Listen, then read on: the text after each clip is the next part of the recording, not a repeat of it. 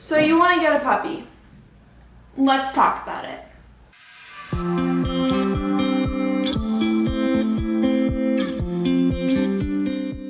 Hello everyone and welcome back to another vlog with Maddie and Milton. We're so glad that you're here and that you are ready to dive into this puppy journey with us. It is currently May, so we have had Milton for a few months now. We got him in January 2021 at 10 weeks old. And since then, a lot has changed and my whole idea of what I thought owning a puppy would be like has also changed. As a disclaimer, I am by no means an expert. I'm not a professional dog trainer. I'm not a vet. I'm just a dog owner and I'm just sharing what I know and what has worked for me in the hopes that it'll save you just a little bit of frustration when you bring home your own puppy. So owning a puppy is all about one word in my opinion, and that is schedule.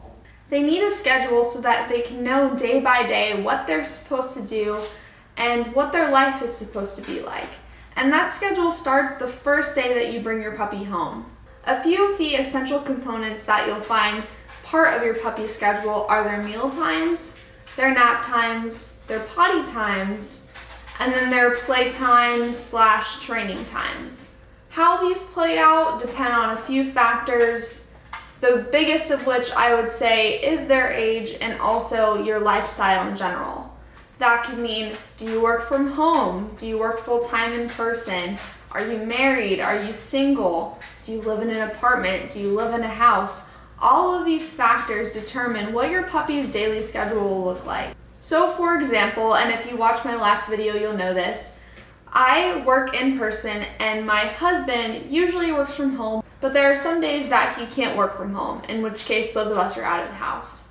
So we knew this when getting a puppy that we would have to train Milton to be able to be alone for a few hours at a time. Thankfully, I can come home during my lunch break, so usually the most he's like home by himself is anywhere from 4 to 5 hours, unless for some reason I can't go home on my lunch break. And so the first thing I really want to focus on is the potty schedule. When you have a puppy, any dog owner will tell you that they have to go a lot when they're little. In those first few weeks that you have them, basically their whole entire schedule is centered around their potty times and their meal times. The general rule of thumb for knowing how often your puppy has to go potty, because so many people ask this question, I ask this question, and the equation I found that has seemed to make the most sense to me and that most owners have a consensus on is that your puppy needs to go potty for how old they are in months plus 1. That's the max amount of time they can hold it. Now when they're out of their crate, or if you're not watching them, they'll probably try and go sooner than that. And so that's why when you first bring home a puppy, if you're not keeping your every single eye on them, they really should be contained somewhere. And that best somewhere is their crate. And their crate should be a place that is a den to them. It should be a place where they feel comfortable and happy and chill. It shouldn't be a place where they feel like they are confined, where they're put in there for punishment, or when they're put in there whenever you leave. So how do you crate train? The process of it is actually pretty simple. What you want to do is guide them into their crate with a treat. And then once they're in their crate, you just shut the door. You don't lock it. You don't, walk away from it. You just shut the door for a few seconds with you sitting in front of it. And then you open it, and then you give them a treat. And you repeat this process with longer time intervals, eventually phasing into closing the door fully and leaving them in there for a few minutes. And then closing the door fully, walking away for a few minutes. And then you try leaving for short intervals of time. And a way to make this a super fun space is to give them special things in their crate that they normally wouldn't get when they're not.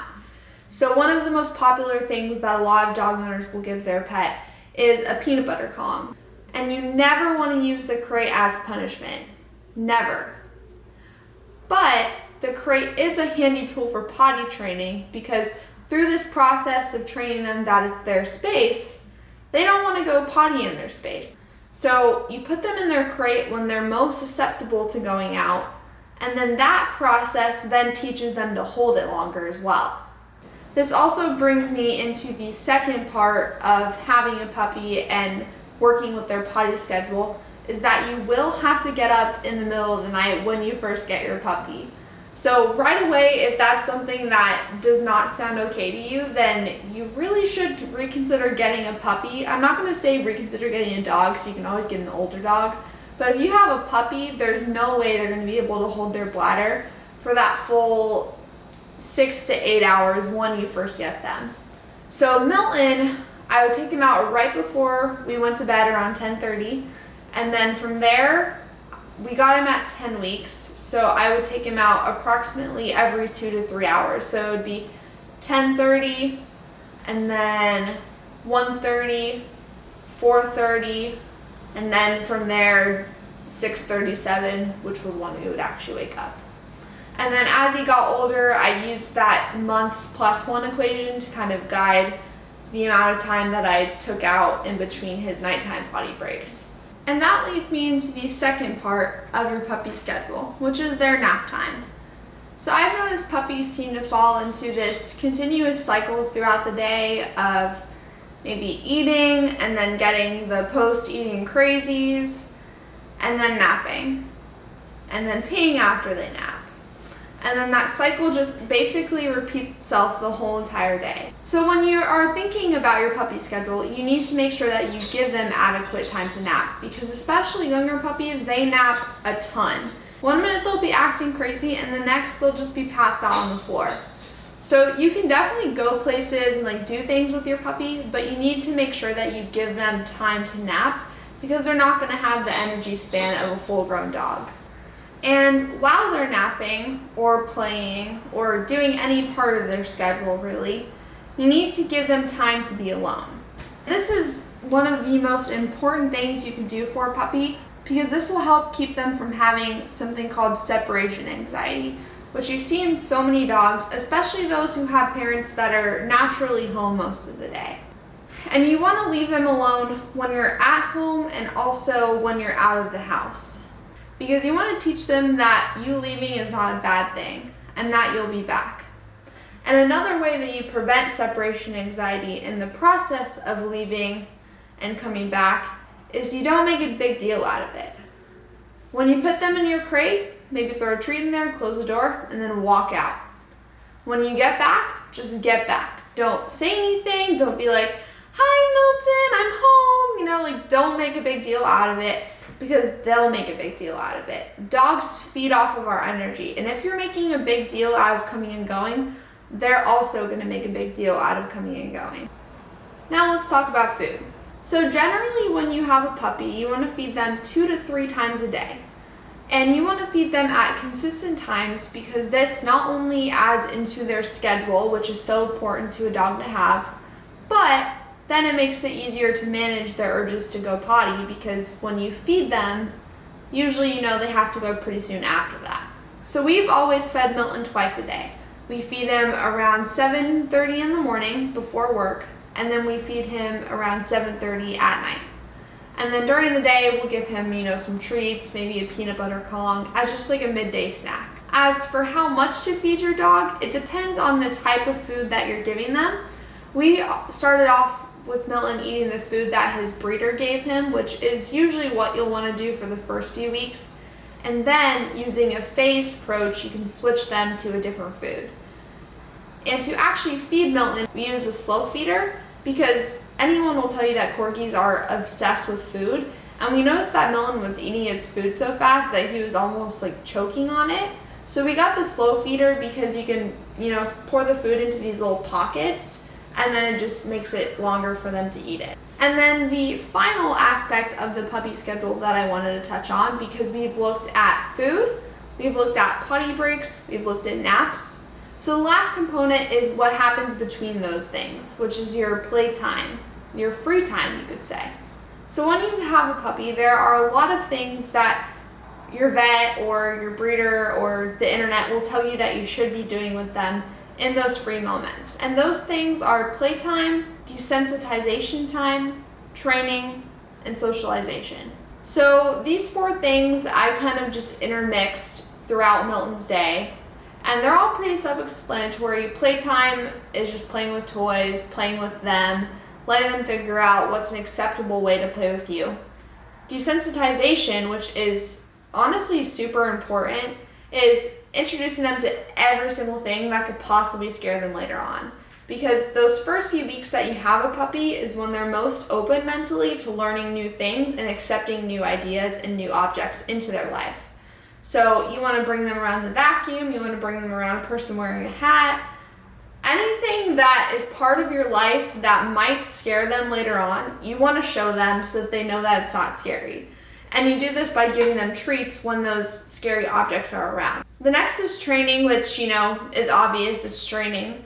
So you want to start with the more basic things like sit and stay, and then you work your way up to the more fun tricks like bow, roll over, high five, shake.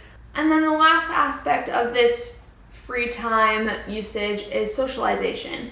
And this means socialization to humans, to other dogs, to other animals. But it's always kind of difficult because until they have all of their vaccines for parvo and I forget what, canine distemper, that round of vaccines that every puppy gets, you're really not supposed to take them outside to dog parks and a lot of other spaces because parvo runs rampant in those environments. So what we did, and what you probably will have to do, is have people come to you. So have people come over to visit your puppy, and they might just want to do that anyways because puppies are adorable. Have people with dogs that have been fully vaccinated come over and play with your puppy. Have puppies play with your puppy, do puppy play dates. Have kids come over and play with your puppy. So just try and set up as many of those small interactions as you can within the first few weeks of having a puppy, and that will make their life and your life much easier in the end.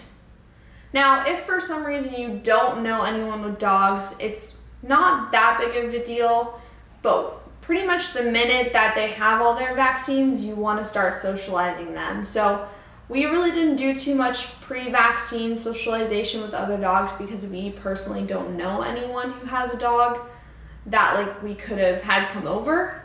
But once he was fully vaccinated, we started taking him to a dog park that was across from us and bringing him around other dogs. And eventually he got fine, and now he's totally good with every single dog that he meets. He loves all of them. And so to recap, because I know that was a huge info dump I just threw at you, the main parts of your puppy's schedule that you're gonna wanna focus on when you first get them is their potty schedule, their nap times, their meals, times for play and desensitization and socialization and training.